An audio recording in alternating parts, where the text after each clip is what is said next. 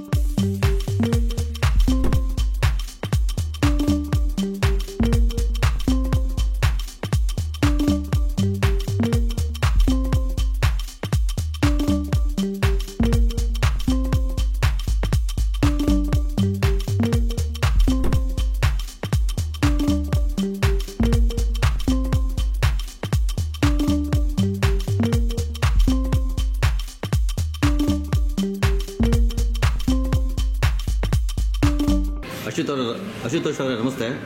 ಇವತ್ತು SBI ಬ್ಯಾಂಕ್ನ 70ನೇ ವರ್ಷದ ಸೆಲೆಬ್ರೇಷನ್ ಮಾಡ್ತಾ ಇದ್ದೀರಾ ಸರ್, ಅದ್ರ ಬಗ್ಗೆ ಹೇಳಿ sir.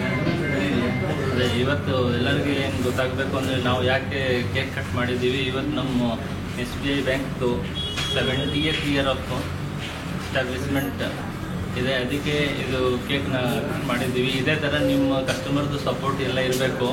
So that actually SBI ಬ್ಯಾಂಕ್ದು 219 ಇಯರ್ಸ್ ಆಯಿತು, 219 ವರ್ಷ. ಬಟ್ SBIನ 1955 ಎಸ್ಟಾಬ್ಲಿಷ್ಮೆಂಟ್ ಆಗಿತ್ತು, ಆ್ಯಕ್ಟ್ ಪಾಸ್ ಆಗಿತ್ತು. ಅಲ್ಲಿಂದ ಇಲ್ಲಿ ತನಕ ಈಗ 70 ವರ್ಷ ನಾವು ಈಗ ಕಂಪ್ಲೀಟ್ ಮಾಡಿದ್ದೀವಿ 1 ಜುಲೈಗೆ. ಸೊ ಇದೇ ಥರ ಕಸ್ಟಮರ್ ಸಪೋರ್ಟ್ ನಿಮ್ಮದು ಹೆಂಗೆ ಮಾಡಿದ್ದೀರಾ, ಮುಂದೇನು ಇದೇ ಥರ ಇರಲಿ. ಮತ್ತು ಇದು 100, 200, 300 ಎಷ್ಟು ವರ್ಷ ಆಗುತ್ತೆ ಎಲ್ಲ ನಿಮ್ಮ ಸಪೋರ್ಟಿಂದ ಆಗಲಿ ಅಂತ ಕೇಳ್ಕೊಳ್ತೀವಿ. ಧನ್ಯವಾದ. ಮಾರಣ್ಣ ಸರ್, ನಮಸ್ತೆ. ನಮಸ್ತೆ. ಹಿಂದೆ ಇದ್ದಂಥ SBM ಬ್ಯಾಂಕಿಂದ SBI ಬ್ಯಾಂಕ್ ಮರ್ಜ್ ಆಗಿದೆ, ಹಾಗಾಗಿ ತಾವು ಕೂಡ ಈ ಬ್ಯಾಂಕ್ನ ಗ್ರಾಹಕರಾಗಿದ್ದೀರಾ ಸರ್. ಅದ್ರ ಈ ಬ್ಯಾಂಕ್ನ ಬಗ್ಗೆ ತಮ್ಮ ಅನಿಸಿಕೆ ಏನು ಸರ್? ಧರ್ಮಪ್ರಭು ಕೆಂಪೇಗೌಡ ನಾಡಿನ ಮಾಗಡಿಯಲ್ಲಿರ್ತಕ್ಕಂಥ SBIನಲ್ಲಿ ಇವತ್ತು ಸ್ಟೇಟ್ ಬ್ಯಾಂಕ್ ಆಫ್ ಇಂಡಿಯಾದ 70ನೇ ವರ್ಷದ ಹುಟ್ಟುಹಬ್ಬವನ್ನು ಆಚರಣೆ ಮಾಡ್ತಿದ್ದಾರೆ. ಇದು ಅತ್ಯಂತ ಆನಂದಮಯವಾದಂಥ ಸನ್ನಿವೇಶ. ನಾನೊಬ್ಬ ಗ್ರಾಹಕನಾಗಿ ನನ್ನ ಅನಿಸಿಕೆ, ಮೊದಲಿಗೆ ಮೈಸೂರಿನ ಒಡೆಯರಾದಂಥ ನಾಲ್ವಡಿ ಕೃಷ್ಣರಾಜ ಒಡೆಯರು ಸ್ಟೇಟ್ ಬ್ಯಾಂಕ್ ಆಫ್ ಮೈಸೂರು ಅಂತೇಳಿ ಶಾಖೆಯನ್ನು ಆರಂಭಿಸಿರ್ತಾರೆ. ಅದು ನಾಡಿನ ಪ್ರಸಿದ್ಧ ಬ್ಯಾಂಕ್ ಆಗಿರುತ್ತೆ, ಮನೆ ಮನೆಯ ಮಾತಾಗಿರುತ್ತೆ. ನಂತರ ಸ್ಟೇಟ್ ಬ್ಯಾಂಕ್ ಆಫ್ ಇಂಡಿಯಾದಲ್ಲಿ ಮರ್ಜ್ ಆಗಿ, ಅಂದರೆ ಅದರ ಸಂಯೋಗಗೊಂಡು ಇದು ಉತ್ತಮ ನಡವಳಿಕೆಯನ್ನು ಬೆಳೆಸಿಕೊಂಡಿದೆ. ನಾನೊಂದು ಗ್ರಾಹಕನಾಗಿ ಹೇಳೋದಂದ್ರೆ, ಶಿಕ್ಷಕನಾಗಿದ್ದೆ, ಈ ಬ್ಯಾಂಕ್ನಲ್ಲಿ ಅಕೌಂಟ್ ಮಾಡಿದ್ವಿ. ಕನಿಕಾ ಮಾಲ್ ರಸ್ತೆಯಲ್ಲಿ ಶಾಖೆ ಇತ್ತು. ಅಂದಿನಿಂದಲೂ ಕೂಡ ನಾನು ವಾಹನ ಸಾಲವನ್ನು ತೆಗೆದುಕೊಂಡಿದ್ದೇನೆ, ಗೃಹ ಸಾಲವನ್ನು ತೆಗೆದುಕೊಂಡಿದ್ದೇನೆ, ತೀರ್ವಳಿಯನ್ನು ಮಾಡಿದ್ದೇನೆ. SBI ಬ್ಯಾಂಕ್ ನಮ್ಮ ಬದುಕಿನ ಅವಿಭಾಜ್ಯ ಅಂಗವಾಗಿದೆ. ಭಾರತದ ಆರ್ಥಿಕತೆಯನ್ನು ಬೆಳೆಸುವಲ್ಲಿ, ಪರಂಪರೆಯನ್ನು ಬಿತ್ತರಿಸುವಲ್ಲಿ ಈ ಬ್ಯಾಂಕಿನ ಸೇವೆ ಅನನ್ಯವಾದದ್ದು.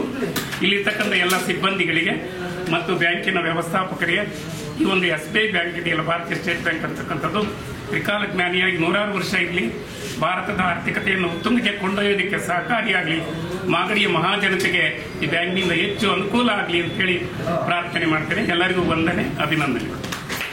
ಸುಧೀಂದ್ರ ಅವರೇ ನಮಸ್ತೆ. ಇವತ್ತು SBI ಬ್ಯಾಂಕ್ನ 70ನೇ ವರ್ಷದ ಹುಟ್ಟುಹಬ್ಬವನ್ನು ಆಚರಿಸ್ತಾ ಇದ್ದಾರೆ. ತಾವು ಕೂಡ ಈ ಬ್ಯಾಂಕ್ನ ಗ್ರಾಹಕರಾಗಿದ್ದೀರಾ, ಇದ್ರ ಬಗ್ಗೆ ಮಾತಾಡಿ ಸರ್.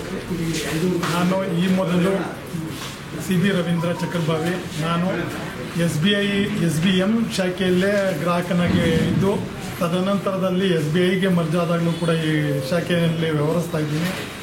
ಮತ್ತು ಇಲ್ಲಿ ಬಂದಂಥ ಎಲ್ಲ ಅಧಿಕಾರಿ ವರ್ಗದವರು ಕೂಡ ಗ್ರಾಹಕರಿಗೆ ಉತ್ತಮ ಸೇವೆಯನ್ನು ಕೊಡ್ತಾ ಇದ್ದಾರೆ.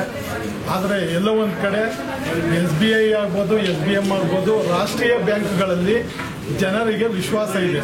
ನಾನು ಬೇರೆ ಬ್ಯಾಂಕ್ಗಳನ್ನು ಅಲಗಳಿತಾ ಇಲ್ಲ. ಇತ್ತೀಚಿನ ದಿನಗಳಲ್ಲಿ ಬೇರೆ ಬ್ಯಾಂಕ್ಗಳ ಒಂದು ಸ್ಥಿತಿಗತಿಗಳನ್ನು ಜನ ಅವಲೋಕನ ಮಾಡಿ ಅವ್ರಿಗೆಲ್ಲ ಒಂದು ಕಡೆ ಬೇರೆ ಬ್ಯಾಂಕ್ಗಳಲ್ಲಿ ಹೂಡಿಕೆಗಾಗಲಿ, ಅವರ ಒಂದು ಯಾವುದೇ ಒಂದು FD ಮಾಡೋಕ್ಕಾಗಲಿ, ಇನ್ನೊಂದಾಗಲಿ ಅವ್ರಗಳಿಗೆ ಒಂದು ಭರವಸೆನೇ ಬರ್ತಾ ಇಲ್ಲ.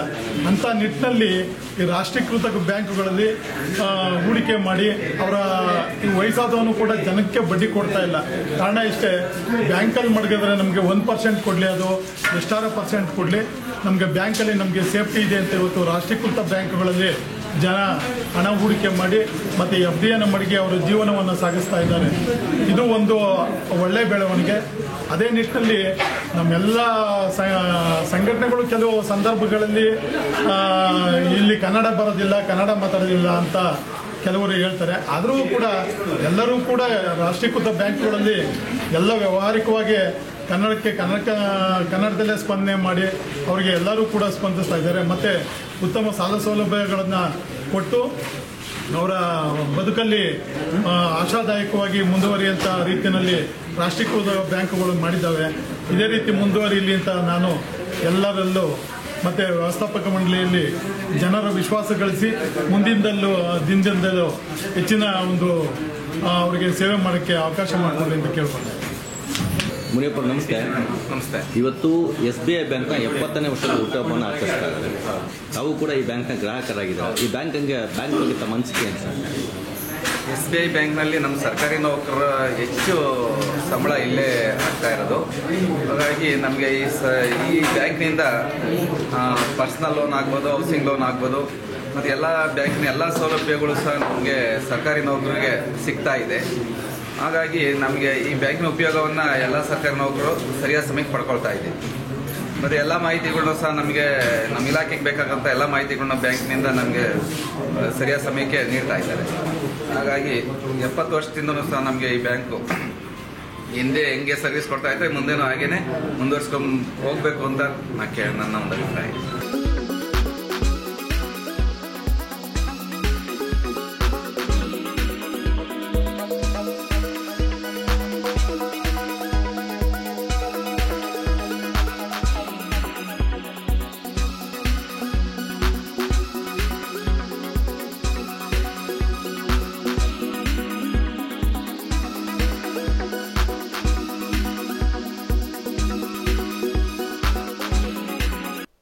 ಇದು ಇವತ್ತಿನ ಮಾಗಡಿಯ ಸುದ್ದಿ ಸಮಾಚಾರ.